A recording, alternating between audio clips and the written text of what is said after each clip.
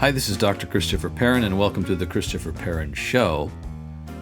This is a podcast, which is a part of the TrueNorth.fm podcast network. And in this episode, I'm going to talk about the resurgence of classical education among African Americans. But I'm going to do it by referencing one of the earliest classical schools for African Americans, the Lawrence Dunbar School. You might not know it, but in this country today, there is a resurgence of interest among African Americans simply in getting the best education for their children, even if it means going to homeschooling. And I don't say that as if it's the last possible resort. Homeschooling is a great option for many families. Prior to 2020, about 3% of American families were homeschooling. That's not a number to be scoffed at, but it's not a huge number. But by 2020, and we know this by looking at the 2020 census, by 2020, 11% of Americans were homeschooling their children. That's almost quadrupling the amount of families that are homeschooling. But get this, among African Americans, that number climbed from 3% to 16%. That's over 5 times the amount of African American families in about 2 years deciding to homeschool their families. This is a huge change in education, a huge change among African Americans, but a huge change generally. So almost, and some are saying it's almost 18% now of African American families are homeschooling. That's almost 1 in 5 African American families choosing to homeschool. This is not being talked about very much, but it's a really important change. African American families, like all American families, want a really good education, a really good opportunity for their children. This was also true as far back as you want to go. Isn't this true of parents generally? But we know that in America, there wasn't quite the opportunity for African Americans that there were for whites prior to the Civil War, and even for a long time after the Civil War, and that struggle in various ways may still continue, right? But did you know that as early as 1830, African Americans in Washington, D.C. were free? About 80% of the African American population in Washington, D.C. in 1830 were free Americans. So imagine free blacks wanting to provide a great education in Washington, D.C. Why that was the case is interesting. It has something to do with the federal government being in Washington, D.C., but leaving aside those historical circumstances, just know that it was true. So what would those families want to do for their kids? What kind of education would they want to provide? Well, they would want to provide the same education that any other family was getting. And so a school was started in 1870 called the Lawrence Dunbar School, named after the famous African-American poet Lawrence Dunbar. And the Dunbar School is an interesting and unusual example of great success in education that is often unknown among educators and Americans generally. That's why I'm telling you this story. I heard it from Thomas Sowell, and you can look up his article online. It's called Black Excellence, The Case of the Dunbar High School by Thomas Sowell, published, I think, in the early 70s. You can download it and read for yourself the story of the Dunbar School. But these African-American families came together and created a school that was as good as any other school in Washington, D.C., and by some measures better when you look at how these students performed. Outperformed certainly any other school that was available for African Americans. Remarkable. And let me just give you some statistics to show you why this is the case. And I'll just quote right from the article. In their careers as in their academic work, Dunbar graduates excelled. The first black general, Benjamin O. Davis, the first black federal judge, William H. Hastie, the first black cabinet member, Robert C. Weaver, the discoverer of blood plasma, Charles Drew, and the first black senator since Reconstruction, Edward W. Brooke, were all Dunbar graduates. That's just noteworthy in itself, and I think perhaps sufficient evidence.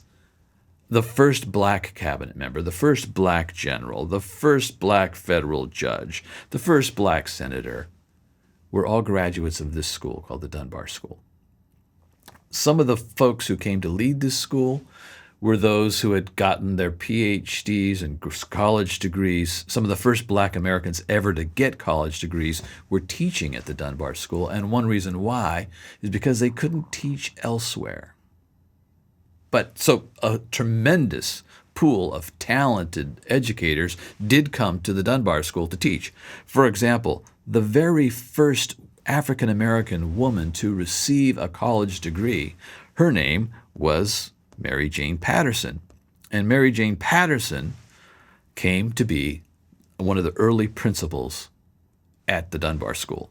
Let me just read again from Soul. The early principals were equally remarkable people. Mary Jane Patterson not only was the first black woman in the United States to earn a college degree, she did it by spurning the usual courses for women at Oberlin, where she went to school, and taking instead a program of Greek, Latin, and higher mathematics designed for gentlemen.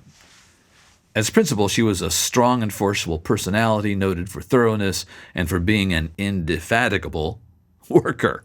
She was principal for a dozen years in the formative period of the school, and there were many others. So great teachers, great leaders, some first of their kind, came to the Dunbar School and taught, and in essence then created students and graduates who were first of their kind. Now, we've highlighted some of these great names, some of these great successes, but there are many others who might not have been, become a U.S. senator, but did remarkable things. The number of graduates who did remarkable things from this school is astounding. And it's nonetheless not surprising, because we know that a really good education is one of the sine qua nons of being able to serve well in any area of life. Education, we know, is so formative for what we become. It is the forming of a human soul, the forming of a person. It's not just job training. And if you look at the curriculum of the Dunbar School, that's what it was. Well, what was a curriculum of a good school in the 1800s? It was a classical liberal arts curriculum. It was not focused on vocational training. The founders of the Dunbar School did not want to do vocational training. They wanted to provide education, an education that would prepare men and women for anything they would set their hands to do, whether it was a vocation, a trade, working with one's hands, which is a noble affair, or becoming a general, a senator, a judge, a doctor. A good classical liberal arts education opens all of these doors as potential avenues for living life and serving. So, the Dunbar School. Before the Civil War, one irony of the Dunbar School, and it's not because I want to criticize this Supreme Court decision, but the school was essentially destroyed by Brown versus Board of Education, because the Dunbar School, it was in a neighborhood, but it wasn't a neighborhood school. African Americans from all over D.C. would send their kids to the Dunbar School because of how excellent it prepared anyone. But of course, as you know, when the Supreme Court decided to desegregate all schools, that just meant that, well, the Dunbar School did become a neighborhood school and had to be integrated, etc. And it changed the curriculum, it changed the clientele, it changed the students. So the Dunbar School really was the Dunbar School, as we're describing it today, from 1870 to 1955. Now, it had this unusual opportunity, because we know down in the southern states, this opportunity did not exist as it did at the Dunbar School. It was ahead of its time because African Americans were free as early as 1830 in Washington, D.C. And then we see the results are remarkable. What's the lesson here? The lesson is any human being at any time who receives a good liberal arts education is going to be liberated to serve in so many different ways, regardless of race, regardless of social status and class. Anyone who is given the gift of this kind of education will be blessed and will be a blessing to others. And so, as Americans of all kinds today are thinking about what would be the very best education we can give to our students, we naturally look back to the past and ask, well, how was Jonathan Edwards educated? How was Martin Luther educated and how was Martin Luther King Jr. educated? How was C.S. Lewis educated, or Tolkien, or Dorothy Sayers, or Charles Dickens, or anyone else that you would admire who's made great contributions to humanity? Well, wouldn't we want to educate our children the same way?